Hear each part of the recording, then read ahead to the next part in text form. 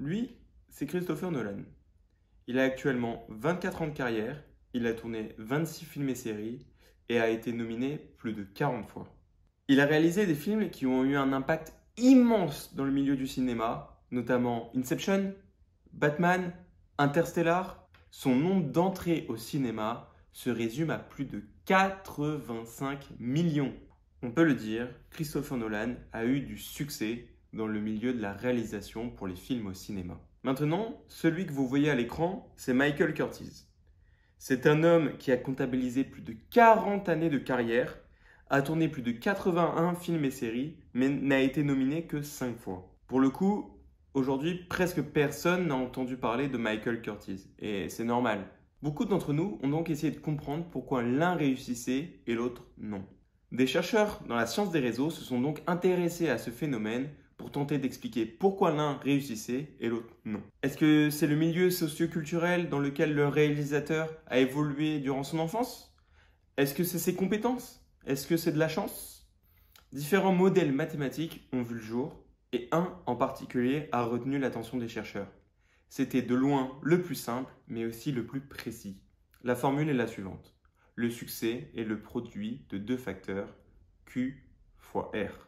Commençons par la variable R.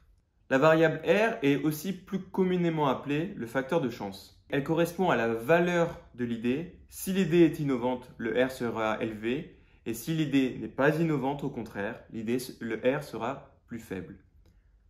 Par exemple, pour une machine à remonter le temps, le R sera très élevé.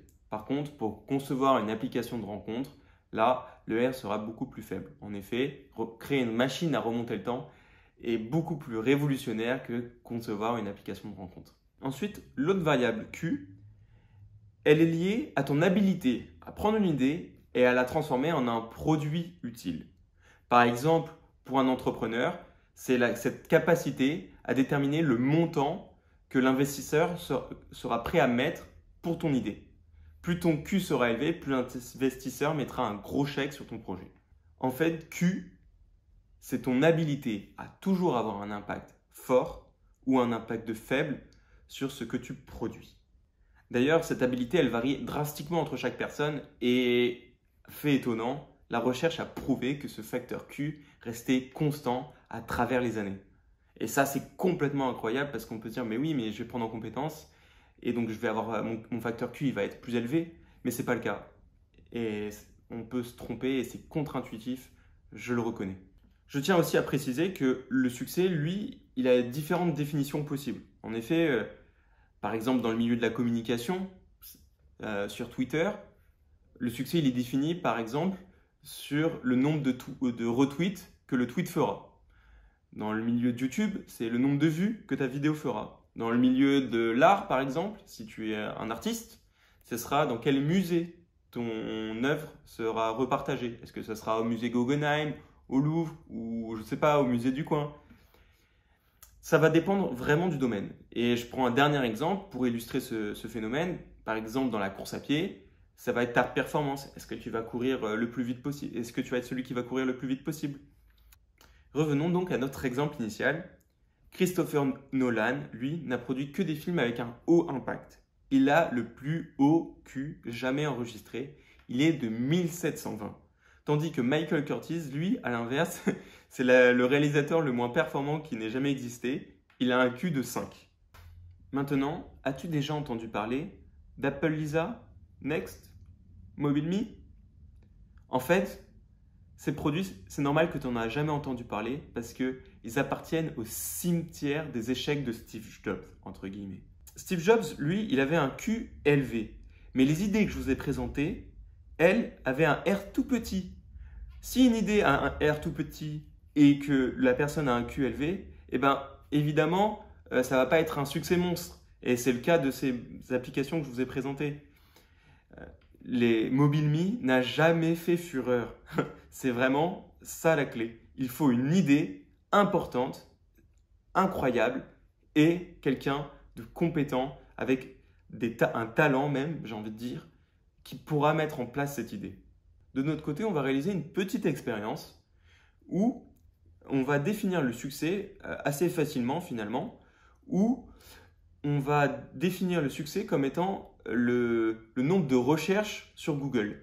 Donc à partir de ça, je vais m'appuyer sur l'outil proposé par Google qui s'appelle Google Trends et on va analyser en fonction des tendances les différents utilisateurs et voir si certaines personnes ont des Q élevés ou faibles.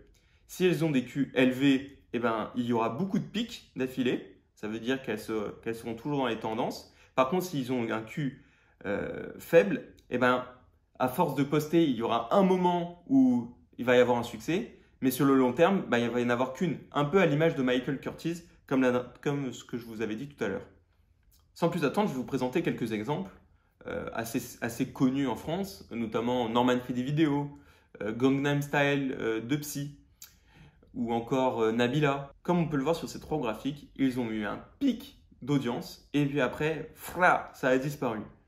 Qu'est-ce que cela veut dire?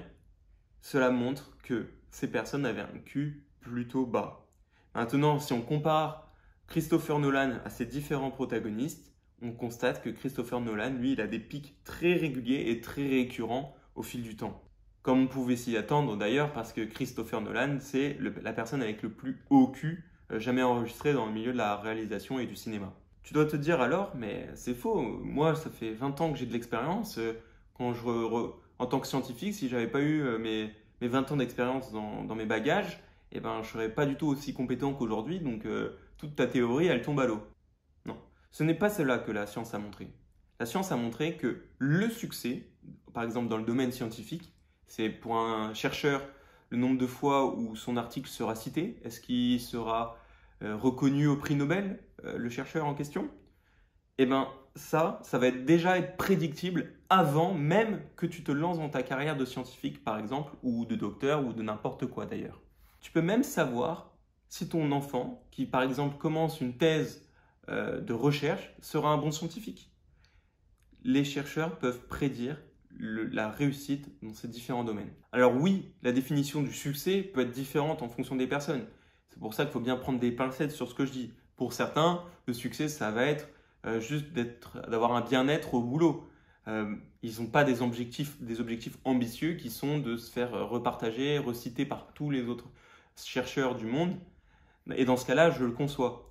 Mais en tout cas, si vous voulez et si vous avez pour objectif d'être le plus grand chercheur de tous les temps, là c'est quelque chose qui sera en effet prédéterminé à l'avance. Les chercheurs ont donc un conseil à vous donner. Si tu répètes quelque chose qui ne fonctionne pas, change de direction, car normalement plus tu essayes et plus ça marchera si ton Q sera élevé. Tu ne peux pas prédire le R, mais tu sais que si le Q est élevé, alors le succès viendra au bout d'un moment. Avant de vous laisser sur cela, je voulais néanmoins mettre en évidence la variabilité du facteur R en fonction des différents milieux. Est-ce que le facteur R va varier si vous êtes dans le cinéma, si vous êtes dans la musique? Est-ce qu'il aura une place plus grande dans le milieu du sport? Dans le milieu de la communication, dans la télé, etc. En fait, ce que l'étude a montré, c'est que le facteur R, eh ben, il aura vraiment des distinctions énormes en fonction des différents domaines. Et je vais vous montrer des valeurs qui vont être comprises entre 0 et 1, mais il faut savoir qu'une différence de 0,05 a déjà un impact significatif sur l'importance du R et sur l'impact de la chance finalement dans le domaine en question. Être producteur de films, artiste de musique électronique ou encore écrivain sont des métiers où la chance aura un impact plus élevé dans votre succès. Finalement, pour répondre aux problématiques initiales qui étaient est-ce que le milieu socio-culturel va avoir un impact sur notre réussite ou est-ce que ça va être notre compétence ou la chance? La chance, oui. La compétence, plus ou moins, parce qu'elle va se développer au fil du temps. Et en ce qui concerne le milieu socio-culturel, ils ont remarqué que le premier succès, oui, là, il aura un impact sur le milieu socio-culturel. Mais si le succès est mondial, alors là, ce n'est plus le cas. Le milieu socio-culturel dans lequel la personne évolue n'aura pas d'impact sur la réussite finale de la personne. En effet, si Christopher Nolan était un réalisateur d'un autre milieu socio-culturel qui avait grandi ailleurs, je ne sais pas où exactement, et qu'il avait un Q très élevé dans ce domaine, il aurait forcément réussi s'il avait commencer même à 30 ans dans ce milieu-là. J'espère que la vidéo vous aura plu. Si le sujet de la science du succès vous a plu, n'hésitez pas à liker la vidéo et à commenter, ça m'aiderait dans mon référencement sur YouTube. Et n'oubliez pas, je suis coach et donc si vous avez des difficultés à atteindre vos objectifs, je peux vous aider.